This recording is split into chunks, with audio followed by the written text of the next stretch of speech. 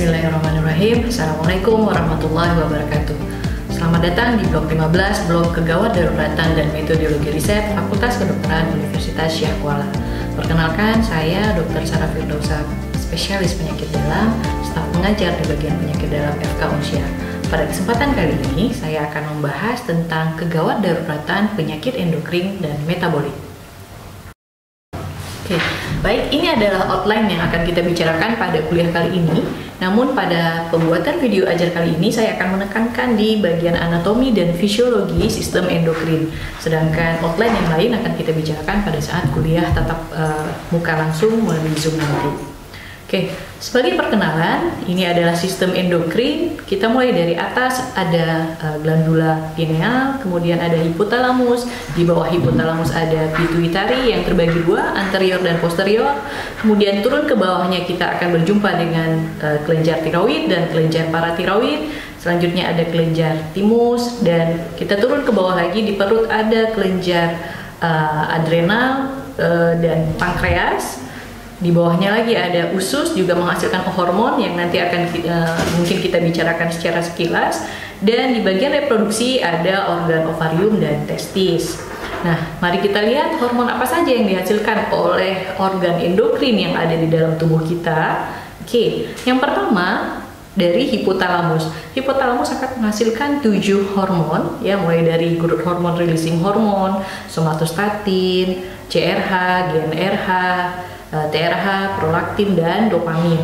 Nah, hormon hipotalamus ini akan merangsang hormon pituitari agar hormon pituitari itu dikeluarkan dan disekresikan ke tubuh.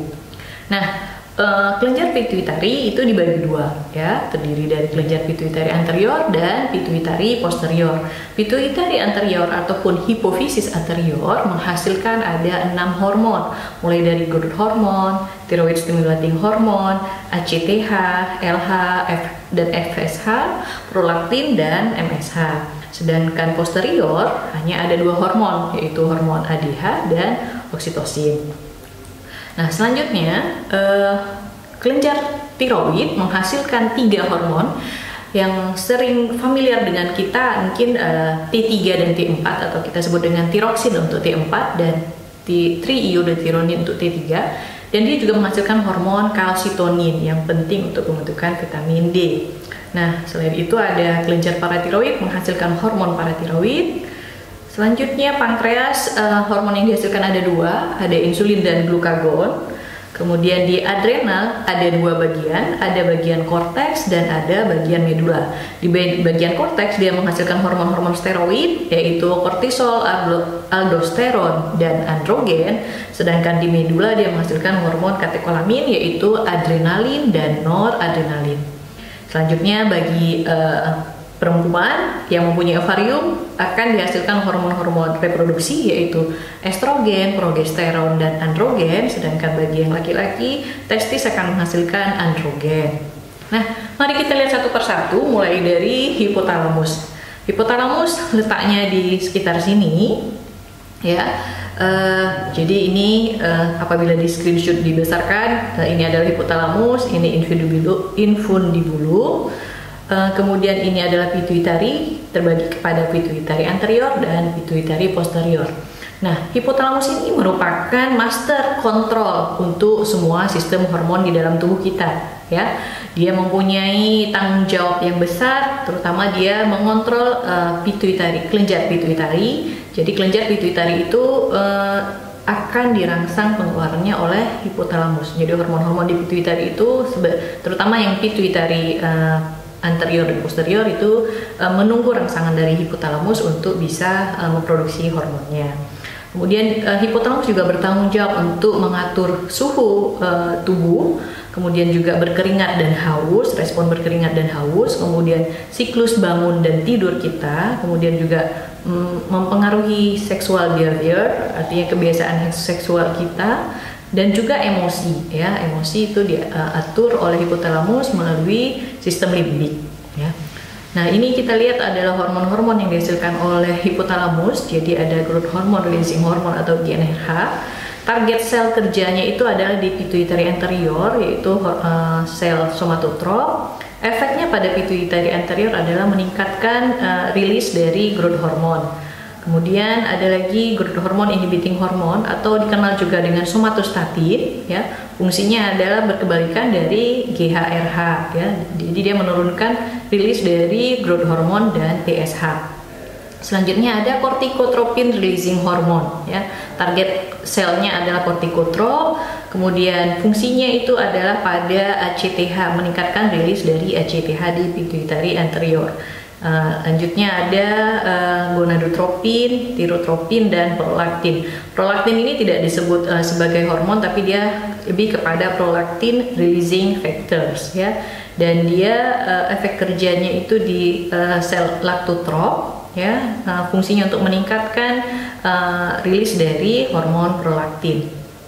Nah, ini untuk hipotalamus. Selanjutnya kita lihat pituitari atau kita sebut juga dengan hipofisis. Jadi ini adalah dasar dari basis kranii atau kita sebut dengan sela tursika. Bagi yang mungkin masih ingat waktu praktikum anatomi, ada bagian dari basis kranii yang namanya sela tursika. Disinilah duduknya kelenjar pituitari ataupun kelenjar hipofisis, ya. Nah, kelenjar hipofisis ini mengontrol banyak sekali organ tubuh manusia, ya. Secara anatomi dan secara fungsi dia dibagi kepada dua bagian, yaitu pituitari anterior atau kita sebut juga dengan adenohipofisis, ataupun adeno ini semacam kelenjar yang berasal dari hipofisis, ya. Dan dia memiliki suplai vaskular yang banyak, ya, sehingga di sini kaya dengan vaskularisasi. Kemudian ada posterior pituitari atau disebut juga dengan neurohipofisis. Jadi inilah satu-satunya kelenjar yang terhubung dengan neuron, ya, dan dia memang berasal dari jaringan saraf, ya.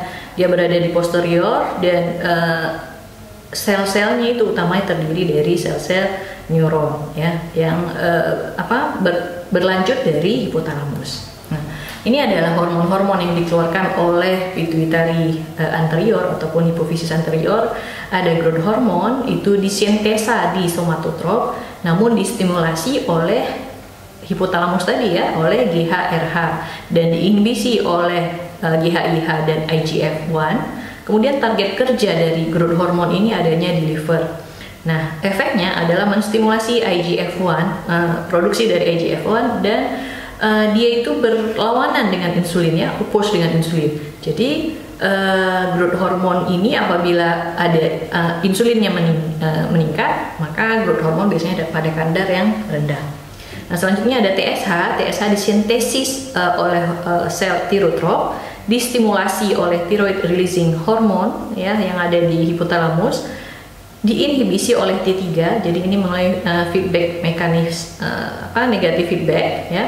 Dan target organnya itu kalau TSH itu ada di kelenjar tiroid, fungsinya itu adalah untuk menstimulasi produksi dari hormon tiroksin, ya. Selanjutnya ACTH. ACTH itu distimulasi oleh CRH. Target organnya ACTH itu adalah di kelenjar korteks adrenal, ya.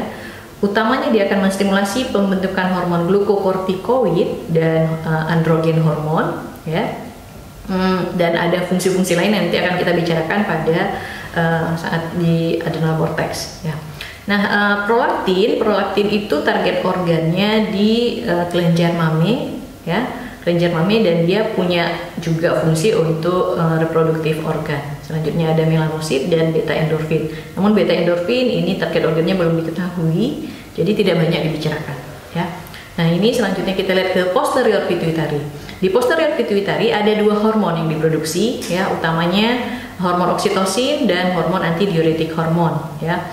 Nah, sintesisnya itu sebenarnya dilakukan di hipotalamus, kemudian baru disimpan dan dirilis oleh posterior pituitari. Jadi di posterior pituitari tidak terjadi sintesa hormon, hanya tempat penyimpanan hormon saja dan dirilis oleh posterior pituitari. Jadi fungsi dari ADH itu adalah untuk mengatur keseimbangan cairan di dalam tubuh, ya. Dan dia akan meningkat apabila dia membaca osmolaritas di dalam tubuh kita meningkat, ya, ataupun produksi jumlah cairan di dalam pembuluh darah itu berkurang, maka dia akan meningkat karena fungsinya untuk mengkonservasi cairan ya. Target organnya itu ada di ginjal ya. Efeknya itu dia akan meningkatkan permeabilitas pada collecting ductus di nefron ya. Selanjutnya kita akan melihat ke kelenjar tiroid ya. Kelenjar tiroid terdiri dari 2 lobus dan ini adalah salah satu hormon yang paling penting di tubuh kita karena fungsinya sebagai hormon metabolisme ya. Ada 2 hormon utama yaitu T3 dan T4 dan ada satu hormon lainnya kalsitonin ya. 2 hormon utama inilah yang sering memberikan manifestasi kelainan penyakit endokrin ya ataupun penyakit hipertiroid ataupun hipotiroid ya. Nah, ini adalah gambaran anatominya kelenjar tiroid di leher. Jadi dia ada 2 lobus kiri dan kanan, kemudian dihubungkan oleh isthmus di bagian tengah. Nah, di bagian belakang dari kelenjar tiroid ini ya, di belakang kelenjar tiroid itu terdapat kelenjar lain yaitu kelenjar paratiroid. Ya, jadi ada 4 kelenjar paratiroid yang letaknya di belakang di belakang kelenjar tiroid yaitu di lobus kanan, lobus kiri dan di bagian bawahnya. Jadi hormon paratiroid itu kelenjar paratiroid itu nempel ke kelenjar tiroid ya. Nah, ini adalah aksi fisiologi dari hormon tiroid ya. Dia sangat penting untuk proses metabolisme. Dia akan meningkatkan basal metabolic rate dan produksi panas. Kemudian dia juga meningkatkan lipolisis. Kemudian dia juga meningkatkan uptake seluler dari trigliserid dan kolesterol dan meningkatkan gluconeogenesis. Sehingga bisa kita lihat pada orang-orang yang dengan hormon tiroidnya tinggi itu akan terjadi peningkatan basal metabolic rate. Orangnya akan lebih cenderung berkeringat ya karena heat productionnya banyak. Kemudian orangnya akan kurus karena memang lipolisisnya meningkat ya. Jadi cenderung berat badannya itu menurun ya. Kemudian akan terjadi pembentukan gluconeogenesis. Ini pembentukan gluconeogenesis adalah suatu keadaan di mana gula dibentuk dari sumber bukan karbohidrat ya. Jadi biasanya dibentuk di hati. Kenapa seperti itu? Karena tubuh membaca bahwa kita kekurangan gula, jadi kita harus membentuk gula. Padahal sebenarnya bukan kekurangan gula, tapi metabolismenya yang tinggi sehingga relatif membutuhkan gula lebih banyak seperti itu. Nah, hormon tiroid ini juga berfungsi untuk proses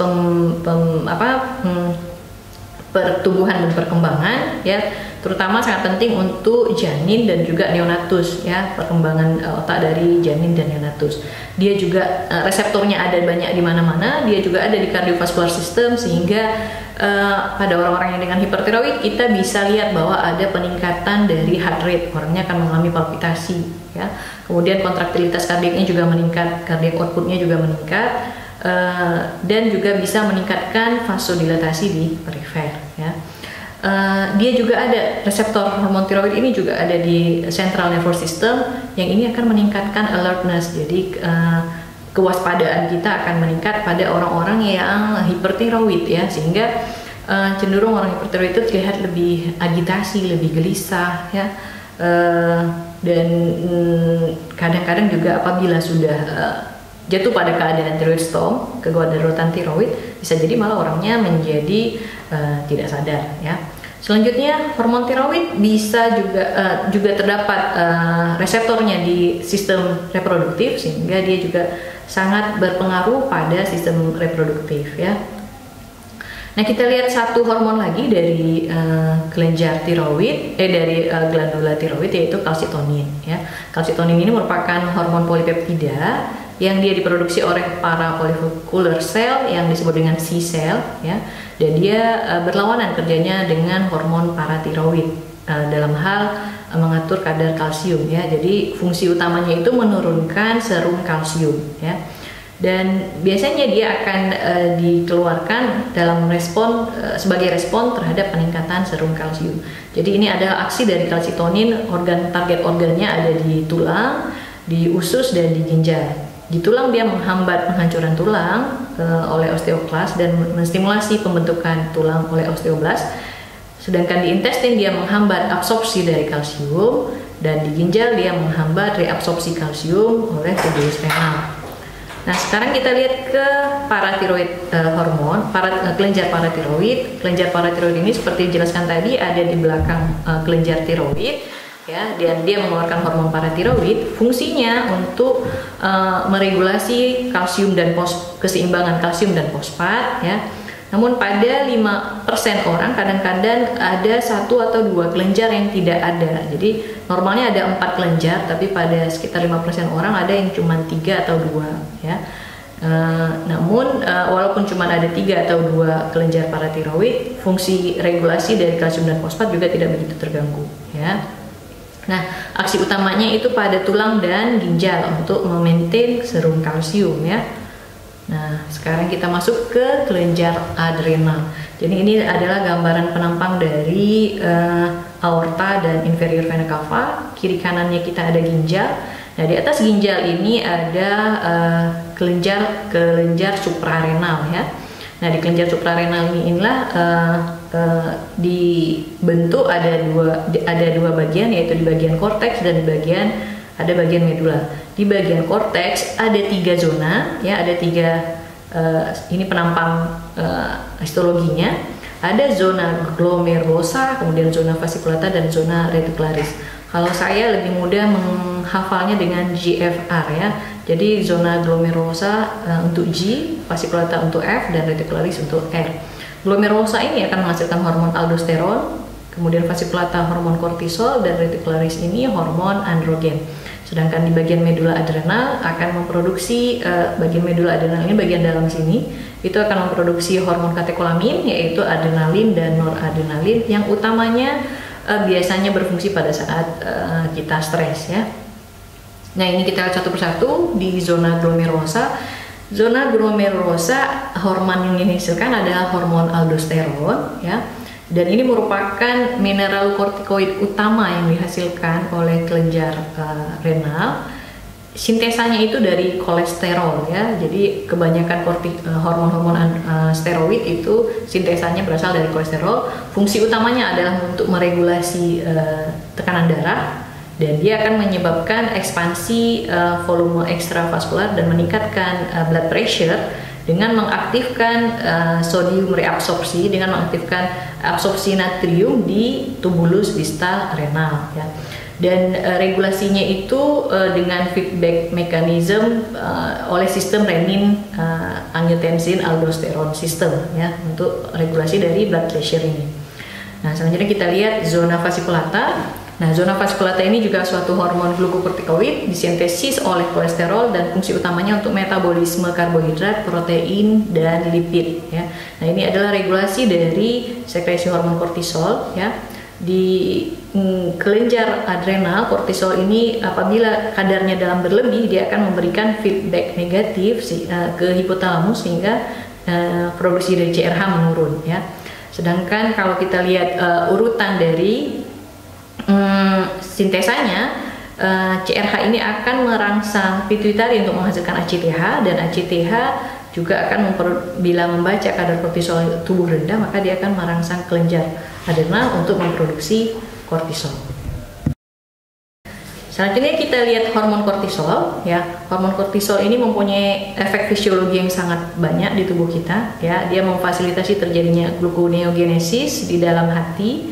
Dia juga menghambat uptake glukos di dalam sel, ya, terutama sel otot, ya.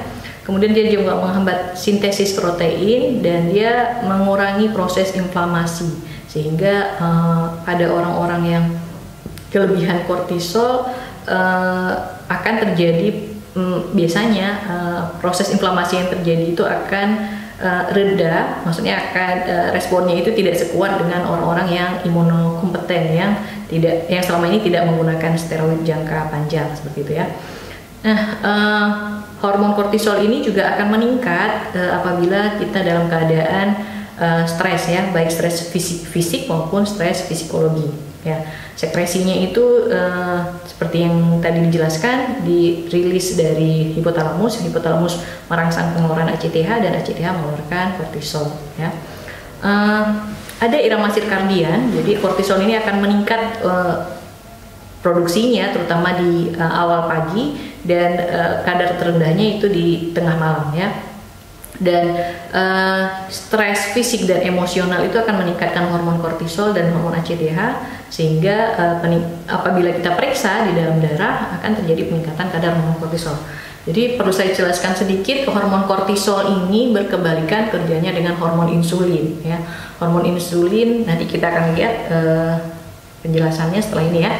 Nah ini hormon androgen adalah salah satu hormon yang dihasilkan di kelenjar adrenal juga.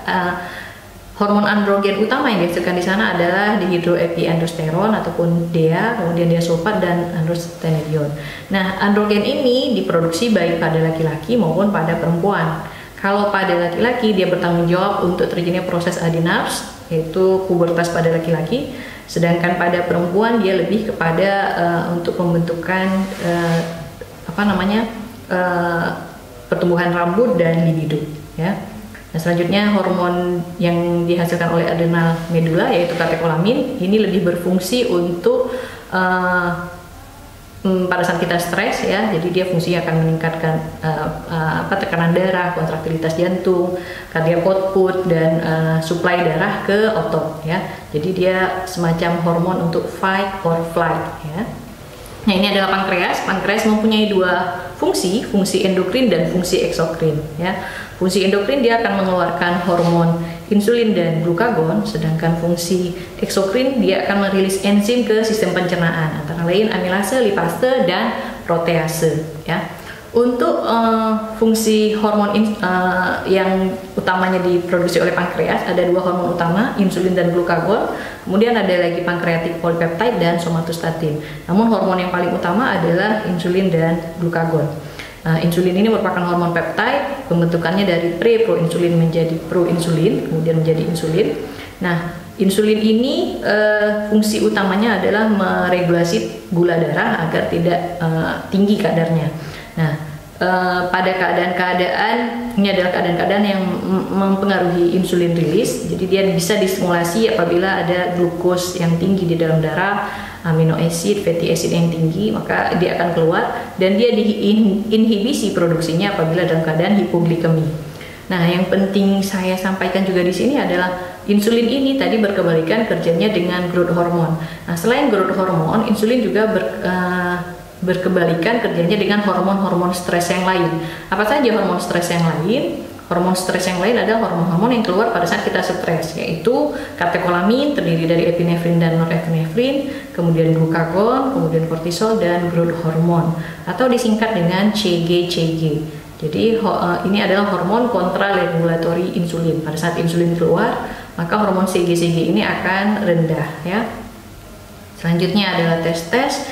Testes ini organ reproduksi pada laki-laki. Fungsi utamanya yang terkait dengan endokrin adalah untuk produksi androgen dan masih banyak fungsi lain, nanti bisa dilihat di dalam slide.